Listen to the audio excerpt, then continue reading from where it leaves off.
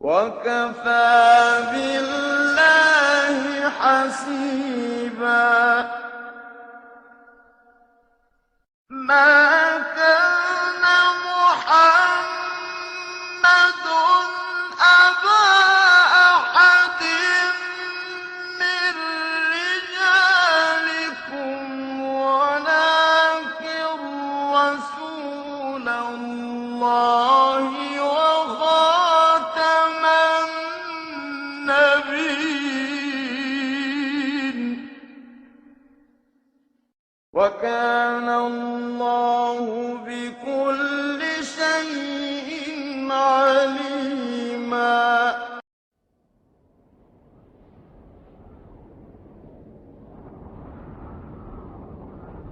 الله أكبر الله أكبر.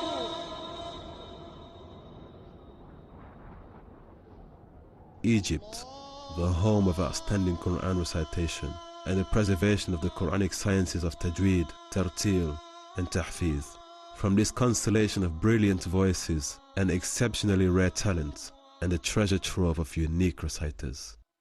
With legendary voices such as that of Sheikh Muhammad Rifat, or the golden melodies of Sheikh Mustafa Ismail, and the timeless wonder that is Sheikh Mahmoud Khalil al-Husari. Egypt was also the home and birthplace of the renowned Sheikh and Qari, Muhammad Siddiq al-Minshawi. Each reciter had his very own unique talents and commanded the admiration and respect of millions of believing souls. They are dear to even the coldest of hearts and respected by the most eloquent and enlightened minds. Indeed, they are loved and imitated by the very young to the very old in equal measures. Even within a galaxy of heavenly lamps, there must always be the pacing light of one unique star.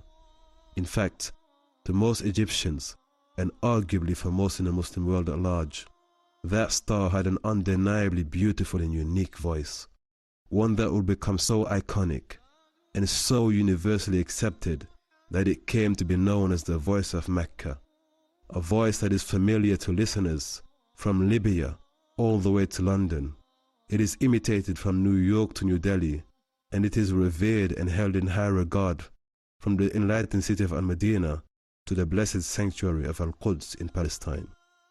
More than any other reciter of his generation, and certainly above all others since his era, Sheikh Abdul-Basit Abdus-Samad has come to be regarded as not only the most famous Qari in the world, but as one of the most inspirational and unique champions of the sacred discipline.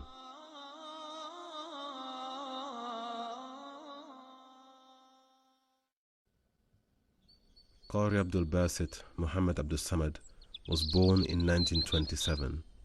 He came from a scholarly family who resided in the small village of Armand, which is situated near the eternal spring that is commonly known as the River Nile. His father was of Kurdish descent, and his mother was an Egyptian Arab. Even during his tender childhood years, the great Qari had an intense love and an intense attachment to the Holy Quran. As he later recalls, he would travel over 3 kilometers daily in order to get to a neighboring village where he could sit in a local coffee house and concentrate deeply as he listened to the radio. He would listen when they began the day's broadcast of the Quran recitation that was being read by some of the greatest and most celebrated Quran reciters of the day. He would be enthusiastic and inspired as he absorbed the melodious, rich and rhythmic recitation of Sheikh Muhammad Rifat, with the hope and ambition of one day following in his hero's footsteps. But the elder brothers of the young Abdul-Basit had by now already expressed their fervent desire to pursue studies in the scholarly tradition of their forefathers at the prestigious University of Al-Azhar in Egypt.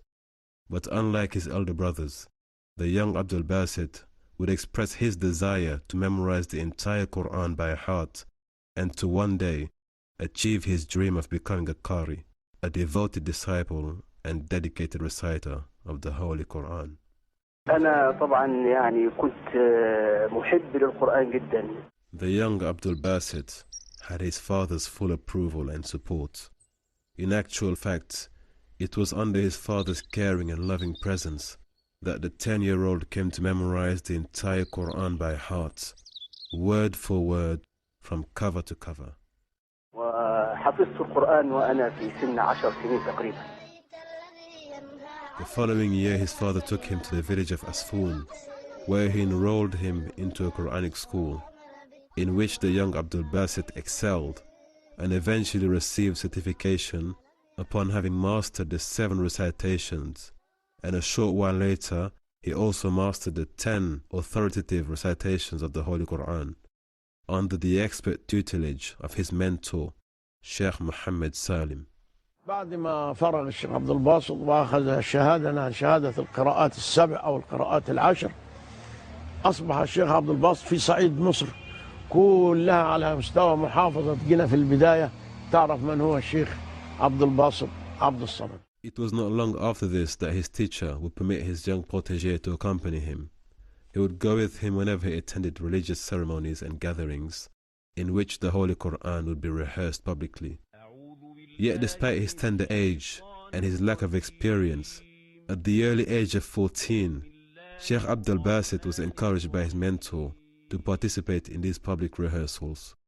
It was in these early days that the unusual talent and unique gift of Qari Abdul-Basit began to be noticed. It was not until 1950, during the religious celebrations in Cairo, that the event suddenly took a fateful turn for the young and upcoming Qari. During these very special functions and gatherings, the audience would listen to the greatest and most seasoned performers of the day, many of whom traveled into Cairo from the famous village of Tanta, a place that is renowned to this very day for the exceptional Quran reciters and scholars that come from there. At only 23 years of age, and somewhat unknown in the larger cities such as Cairo, the young hopeful was intimidated and reluctant to attend the ceremony. However, with the encouragement of his senior companions, and with the approval of his mentor, he eventually accompanied them to Cairo. It was to be a day that would mark history in Egypt, a bright new day in which the voice of Qari Abdul-Basit Abdus-Samad would penetrate the very heart and soul of Egypt. Qari Abdul-Basit Abdus-Samad was mostly anxious and relatively discreet in the overwhelming presence of senior practitioners and authoritative personalities that were present at the gathering. The Imam of Lady Zainab's Masjid, Sheikh Ali Subay, had noticed the presence of this young man, sitting among some of the greatest reciters and most famous memorizers of the glorious Quran.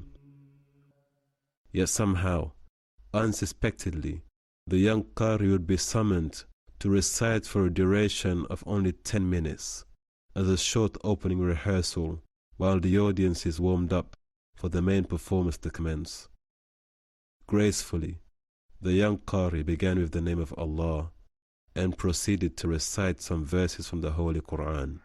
أيها المستمعون الكرام، الشيخ عبد الباسط محمد عبد الصمد يتلو علينا من آيات الله البينات. أفلا ينظرون إلى الإبل كيف خلقت وإلى السماء كيف رفعت وإلى الجبال كيف نصبت وإلى الأرض كيف سطحت فذكر إنما أنت مذكر لست عليهم بمسيطر. This was to be a defining moment, a golden moment that would propel him into the center of a universe that had previously been exclusively for the senior Quran reciters and devotees of the day. But now, at only 23 years of age, Qari Abdul-Basit Muhammad Abdus-Samad had captivated the heart of Cairo and totally mesmerized his audiences. His 10-minute rehearsal eventually lasted for an entire hour and a half, owing to the insatiable and overwhelming request from the audience.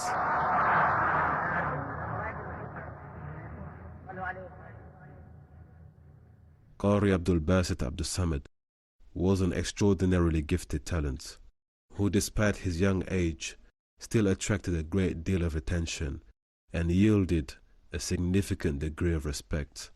Allah had endowed him with a beautiful voice and the ability to convey a deep and meaningful understanding of the scripture through his melodious and heartfelt recitations. A year following his participation in the religious ceremony at the Grand Mosque of Lady Zainab in Cairo, the young Abdul-Basit would enroll himself into a very challenging and exceptionally selective audio edition, which was broadcast on one of the main radio stations in the country. Sitting on the board of senior assessors was the notable scholar and critic Sheikh Ad-Dabah, who had initially encouraged the young talent to enroll for the audition. Other adjudicators included the knowledgeable scholar Sheikh Muhammad Shaltut, as well as the respected and renowned Quran reciter Sheikh Mahmoud Ali al-Banna. But by the grace of Allah, the young Qari had surpassed all expectations. He did not fail to impress his assessors by successfully passing the examination at the first attempt. From that moment onward, his voice was broadcast across the airwaves at 8 o'clock every Saturday evening. Soon, the inhabitants of his village in Armant would begin to gather around a small radio in order to listen to their beloved son as he embellished the airwaves with his ornamental and exquisitely beautiful recitation of the glorious Quran. فعلا أراد الله والتحقت بالإذاعة في سنة 51 وبدأت الشهرة تبدأ من 51. كان يمكن عندي تقريبا 19 سنة أو 20 سنة، حتى كنت مقيم في فندق من الفنادق بجوار السيدة زينب رضي الله عنها، لأن كانت السيدة زينب هي بداية يعني شهرتي. ثم انتقلت إلى شقة بجوار في مواجهة المسجد مباشرة برضه، وأول تسجيلات سجلتها في جدة في إذاعة المملكة العربية السعودية. بسم الله الرحمن الرحيم. In 1952, Qari Abdul-Basit Abdus-Samad became the official reciter at the Grand Masjid of Imam al-Shafi'i, and in 1985, he also became the official reciter at the Grand Masjid of Imam Hussein, thereby succeeding the late and great Sheikh Mahmoud Ali al-Banna. استقريت في القاهرة، ومنها بقى يعني بدأت الدعوات تقبل علينا من البلاد العربية والبلاد الإسلامية. During his lifetime, he was granted the honorific title of As-Sawtu Mecca, the voice of Mecca, having enjoyed the rare privilege and honor of reciting the glorious Quran from Islam's holiest mosque and sanctuary, Al-Masjid Al-Haram, located in modern-day Saudi Arabia. He also had the distinction of reciting before thousands of believers from all over the world in Islam's second most holy mosque, Masjid al-Nabawi, in the enlightened city of Al-Madinah. سافرت إلى دمشق سوريا، أحييت رمضان في المسجد الأموي الكبير هناك، وتنقلت بين حلب واللاذقية وحما وطرطوس وبنياس، العواصم الكبيرة. ثم دعيت في بيروت، وحصلت على أوسمة وناشين من سوريا ومن لبنان. ثم دعيت بعد ذلك إلى الأردن، وأحييت رمضانين بالمسجد الأقصى قبل الاستيلاء عليه. سبحان الذي أسرى بعبده ليلا من المسجد الحرام إلى المسجد الأقصى. Qari Abdul-Basit Abdus-Samad also founded the National Union for Reciters and was subsequently elected by unanimous consensus to champion the initiative by becoming the first president and chairman of the newly formed organization. Qari Abdul-Basit also went on to become the very first reciter to win 3 consecutive titles at the World Quran Recitation Championships during the 1970s. على مستوى العالم كله شرقا وغربا كل بلد في العالم قرأ فيها. أمريكا الشمالية، أمريكا الجنوبية، كندا، فرنسا، بريطانيا، ألمانيا، إيطاليا، ما خلاش بلد في العالم ما قرأ فيها. Yet despite his overwhelming fame and astounding achievements, the Sheikh maintained a very pleasant and kind disposition. Some of his closest friends and companions would often recount the instances when the Sheikh would return home after his long international travels, oftentimes to be greeted by long lines of people who would come to him asking help and assistance. Yet he would always assist them and would listen to their concerns, and he would often grant them large sums of money from his own personal earnings. But the Sheikh would refrain from requesting any financial compensation for his recitation of the Quran. We have some rare insights and intimate pointers into the character and life of the late Sheikh Abdul-Basit Abdus-Samad. In an article published in 1966 by an English lecturer at the University of Azhar in Egypt, in the publication the late Sheikh is described as being a very simple, soft-hearted man. He never forgot his friends, however rich or poor they may be. When sitting in his chauffeur-driven limousine, he loved to sit next to his driver, whom he affectionately called Akh Masood, Brother Masood. As a result of his heartfelt recitation and his deeply rooted love of the scripture, it is reported that many people had embraced the faith after having listened and internalized the recitation of Sheikh Abdul-Basit Abdus-Samad. In fact, during an interview broadcast on national television, the Sheikh recounts an incident that took place while he was accompanying the Egyptian President Gamal Abdel Nasser, who at the time had an audience with some Russian dignitaries and senior ranking officers. The Sheikh recalls that after having recited the Holy Quran, he had witnessed a significant number of Russian officers who were moved to tears, despite not having understood the Quranic Arabic that was being recited before them. الشيخ رحمه الله رحمة واسعة كان يقرأ القرآن بقلبه، نحس ذلك لو أننا استمعنا إليه، فإذا صور لنا الجنة نجد الصوت مبتهجا فرحا كأنه دخل الجنة ورأى ما فيها من النعيم فسعد بذلك وأراد أن يشرك الناس في هذه السعادة.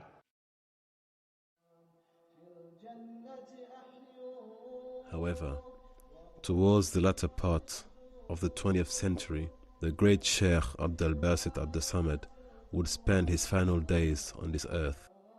He passed away on Wednesday, November the 30th, 1988.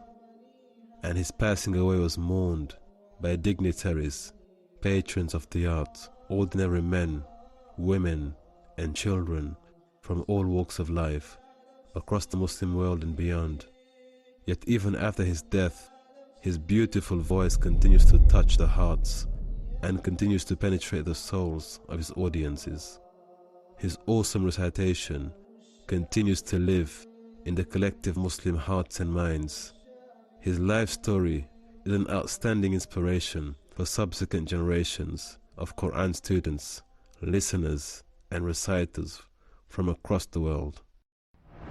By the divine grace of Allah, Qari Abdul-Basit Muhammad Abdus-Samad spent a vast portion of his life teaching the words of the glorious Quran and transmitting its beautiful and rhythmic verses to audiences around the world.